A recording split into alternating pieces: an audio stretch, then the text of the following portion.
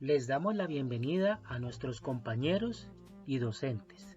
En el día de hoy vamos a hablar acerca de las habilidades terapéuticas y las personas que vamos a presentar estas actividades es Nelson William Montes Lizarazo, mi persona Iván Mauricio Novoa Pulido y como asesora la docente María Isabel Gaitán. Pertenecemos a la Corporación Universitaria Iberoamericana, Facultad de Ciencias Humanas y Sociales del Programa de Psicología, Práctica en Psicología Clínica 1, Bogotá 2020.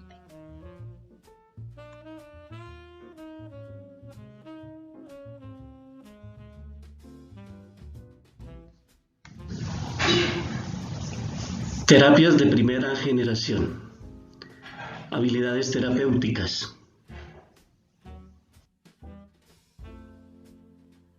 Primero que todo, vamos a empezar a hablar acerca de la terapia de la conducta.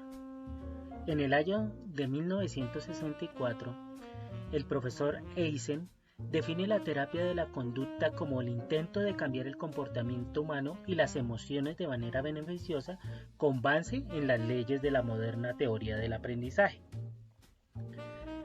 La terapia del comportamiento es un intento de utilizar sistemáticamente aquel cuerpo de conocimientos empíricos y teóricos que resultan de la aplicación del método experimental en psicología y en disciplinas íntimamente relacionadas como la fisiología y la neurofisiología, con explicar el génesis, el mantenimiento de los patrones de las conductas anormales y de aplicar dicho conocimiento al tratamiento o prevención de esas anormalidades por medios de estudios experimentales controlados del caso individual.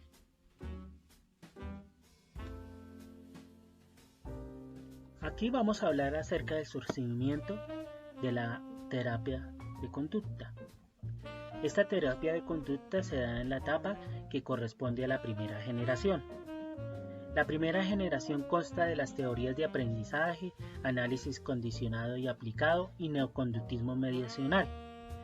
Consiste en la extrapolación de principios de aprendizaje en el ámbito clínico y a los estudios de la efectividad y control experimental. Los inicios de esta primera generación se dan en Estados Unidos, Inglaterra y Sudáfrica. Aquí en Sudáfrica, Wolpen nos habla acerca de la desensibilización sistemática y la inhibición recíproca. En Inglaterra, el grupo de Moseley, conformado por Eysen y Shapiro, nos hablan acerca del neoconductismo mediacional, conductismo metodológico y énfasis en la psicología clínica. Y por último, y nada menos importante, que el profesor Skinner, que nos habla acerca del conductismo radical, análisis experimental de lo aplicado, análisis conductual aplicado y problemas de relevancia social.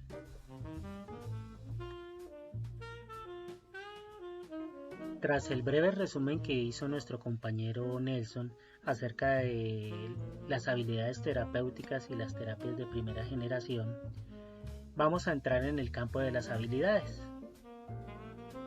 Aquí, nosotros como estudiantes nos planteamos una serie de preguntas, como son: ¿qué características debe tener un buen terapeuta? ¿Cómo establecer una buena relación con el cliente? ¿Cómo conseguir que comprenda, esté de acuerdo con y recuerde las propuestas de evaluación y tratamiento? ¿Cómo motivarle para que coopere en el proceso de evaluación y tratamiento? ¿Cómo manejar las dificultades que surgen en la terapia? ¿Cómo lograr superar las posibles resistencias al cambio? Estas y otras preguntas relacionadas tienen que ver con la importante cuestión de las habilidades terapéuticas.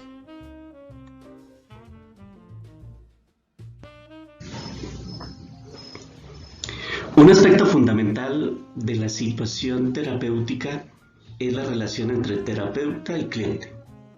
Esta puede definirse como los sentimientos y actitudes que los participantes en la terapia tienen entre sí y la manera en que lo expresan.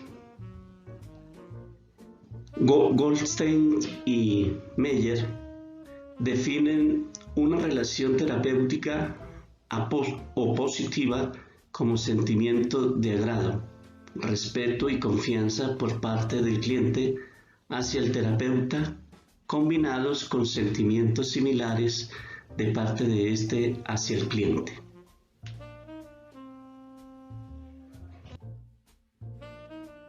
Entre mejor sea la relación entre el cliente y el terapeuta, este sentirá que puede explorar sus problemas con el terapeuta y más probable será que colabore y participe en el proceso de evaluación e intervención.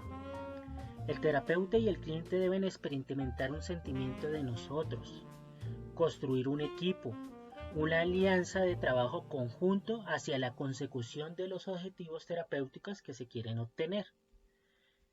Aquí se destacan tres componentes importantes en la alianza terapéutica. El primero es el vínculo emocional entre cliente y terapeuta. Segundo, el acuerdo mutuo sobre las metas de intervención. Y tercero, el acuerdo sobre las tareas terapéuticas. A partir de aquí miraremos un conjunto de habilidades que se deben tener como futuros psicólogos en habilidades sociales y comunicativas.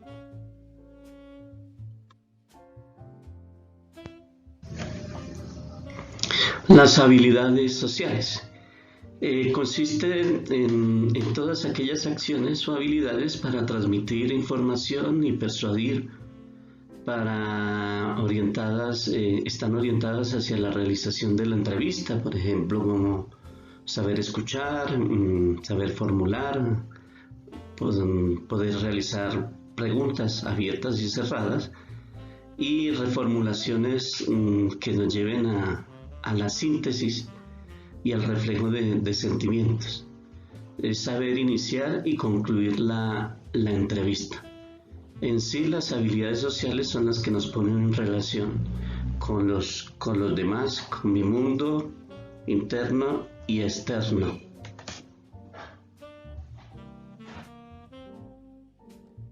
Dentro de las habilidades sociales, también encontramos las habilidades asertivas. Estas habilidades implican reconocer las limitaciones o errores, pedir disculpas, defender los derechos como profesionales, saber decir no y no mostrarse agresivo. También hay otras habilidades para afrontar situaciones difíciles, en donde se puede incluir una variada muestra de situaciones problemáticas que requiere del profesional. Saber tranquilizar a un paciente, saber comunicar malas noticias, saber rehusar una petición injustificada, afrontar precisiones, enfrentarse al sufrimiento humano.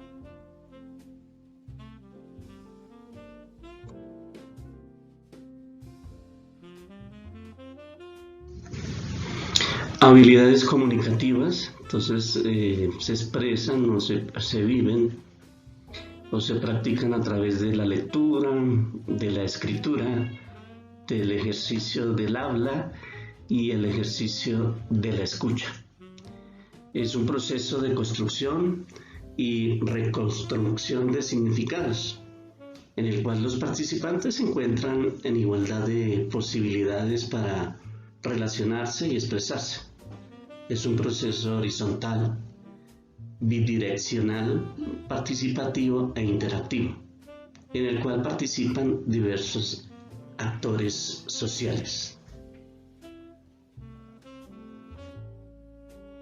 En esta diapositiva vamos a hablar acerca de las dimensiones e indicadores de las habilidades comunicativas del estudiante de psicología clínica.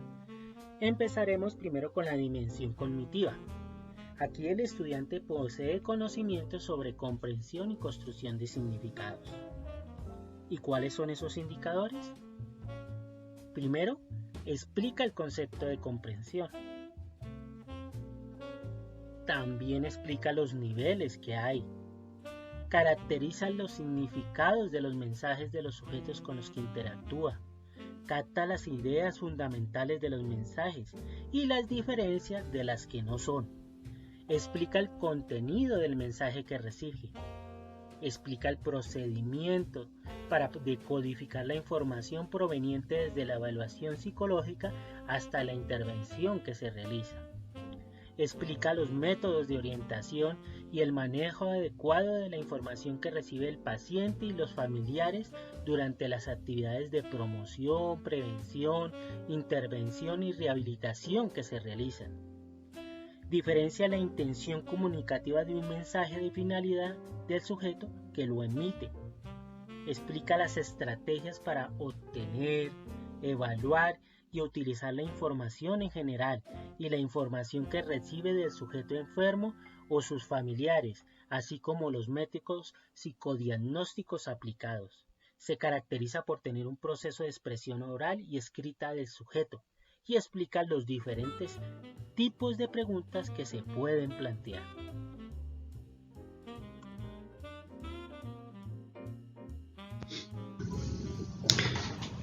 Dimensión cognitiva. Posee habilidades para la comprensión y la construcción de significados. Esto quiere decir que está en la capacidad de comprender textos de diferentes tipos a partir de su audición o lectura, comprender los textos de forma inteligente, crítica y creadora, capacidad para captar los significados literales, implícito y complementario de los mensajes de los sujetos con los que se interactúa. Identifica y extrae las ideas fundamentales de los mensajes y las diferencias de las que no lo son. Resume el contenido de los mensajes recibidos y posee habilidades en el empleo de procedimientos para descodificar la información proveniente de las acciones realizadas.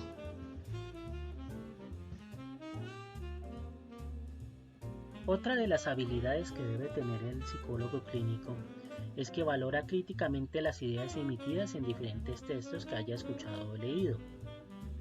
Dentro de los indicadores encontramos: toma partido acerca de las ideas expuestas en los textos y mensajes que recibe, en consonancias con sus convicciones y conocimientos sobre el tema. Defiende sus criterios con honestidad y valentía sin agredir. Asume una actitud empática y respetuosa al analizar con el paciente o sus familiares la información que ha obtenido. Valora la información obtenida para interactuar adecuadamente con el sujeto en determinados contextos. Asume actitudes que corresponden con la valoración realizada. Asume una actitud ética al manejar la información que circula durante las terapias, ya que sean individuales, colectivas o familiares.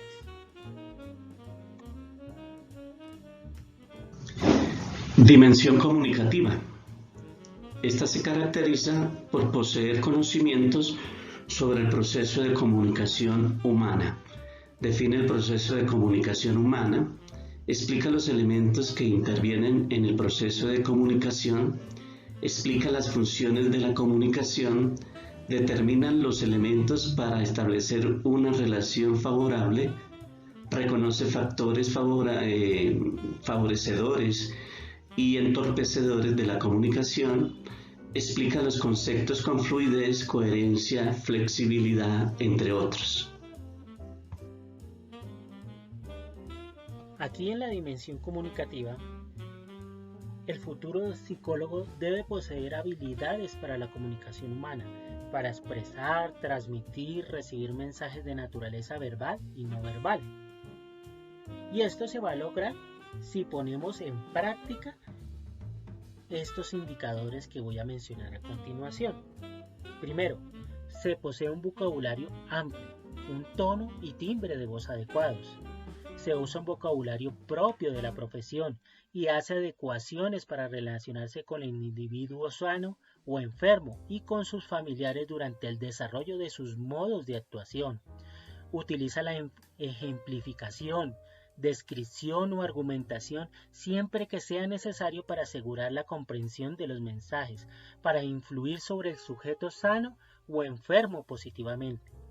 Posee fluidez verbal y logra claridad y coherencia en el mensaje. Realiza una estructuración lingüística de los mensajes en función de la influencia que quiere realizar sobre el sujeto sano o enfermo. Posee habilidades para identificar las intenciones y finalidad comunicativa del sujeto enfermo o sus familiares mediante el análisis de algunos aspectos lingüísticos presentes en sus mensajes, tales como orden de los constituyentes y función informativa, recurrencias lexicales. También establece un contacto visual durante la interacción con el sujeto sano o enfermo, así como sus recursos gestuales para enfatizar, reforzar o negar el mensaje en su relación con los sujetos enfermos y sus familiares.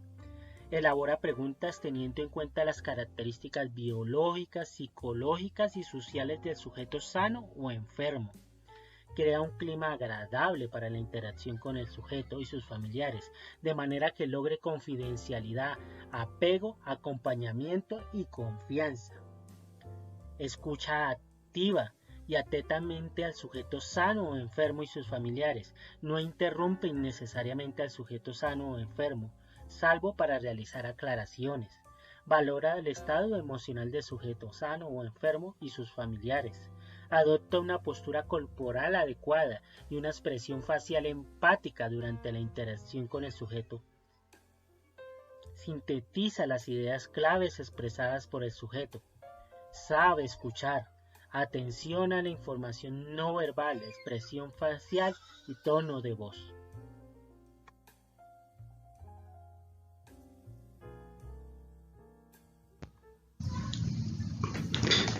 Dimensión comunicativa. Adopta actitudes positivas en la relación con el sujeto sano o enfermo.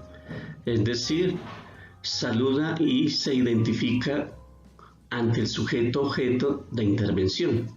Selecciona y emplea un vocabulario acorde a las particularidades personológicas del sujeto. Respeta las decisiones de los enfermos. Emplea los métodos propios de la profesión que le permiten establecer un diálogo provechoso. Escucha lo que los enfermos a sus familiares dicen, aunque no comparta su criterio, y asume una actitud empática con el enfermo y sus familiares.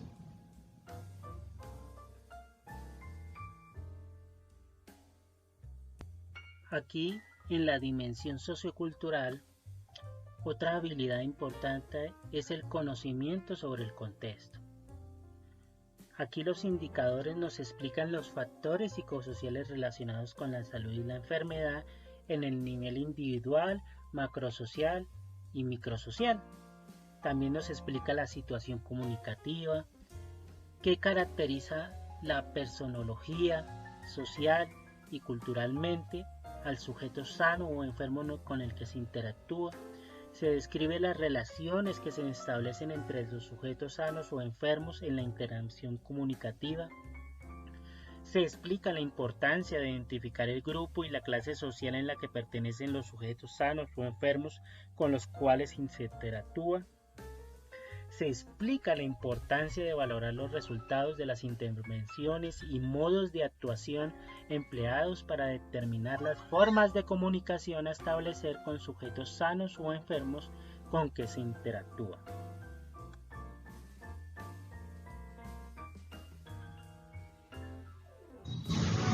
Dimensión sociocultural. Posee habilidades para adecuarse al contexto. Identifica los factores psicosociales relacionados con la salud y la enfermedad en el nivel individual, microsocial y macrosocial. Además, reconoce los componentes de una situación social comunicativa dada y propicia un clima adecuado para la interacción con el sujeto sano o enfermo. Particulariza las características personológicas, sociales y culturales de los sujetos sanos o enfermos en una situación comunicativa.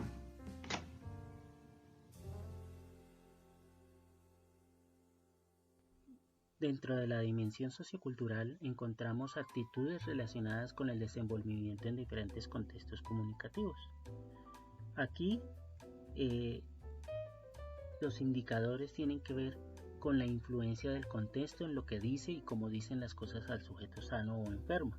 También se considera las intenciones, actitudes y estados afectivos del enfermo y sus familiares en situaciones comunicativas diversas. Se visualizan los roles y las funciones de los participantes en la interacción en una situación comunicativa en determinado contexto. También se poseen habilidades que le permiten influir al sujeto en determinados contextos a fin de modificar hábitos y estilos de vida. Se muestra una actitud de apertura, de disposición a involucrarse afectivamente con el equipo de salud. Ya finalizando aquí, nos podemos dar cuenta que hay diferentes tipos de habilidades que nosotros tenemos que ir cultivando como futuros psicólogos. Entre esas encontramos las habilidades sociales, unas orientadas a la realización de la entrevista, a transmitir información y persuadir, a la negociación, habilidades asertivas, al afrontar situaciones difíciles como psicólogos. También encontramos las dimensiones cognitivas, comunicativas y socioculturales, y estas nos dan unos indicadores que nosotros debemos seguir que nos permiten seguir desarrollando esas habilidades, como están la construcción y comprensión de significados, valorar críticamente las ideas emitidas, diferenciar diferentes textos que se hayan escuchado o leído, conocimiento sobre el proceso y la comunicación humana, comunicación para expresar, transmitir, recibir y comprender mensajes, actitudes positivas en relación con el sujeto, conocimiento sobre el contexto, habilidad para adecuarse al contexto. Todas estas habilidades, si las aprendemos a cultivar y las manejamos de la manera correcta, vamos a poder emplearlas en nuestra labor como futuros terapeutas.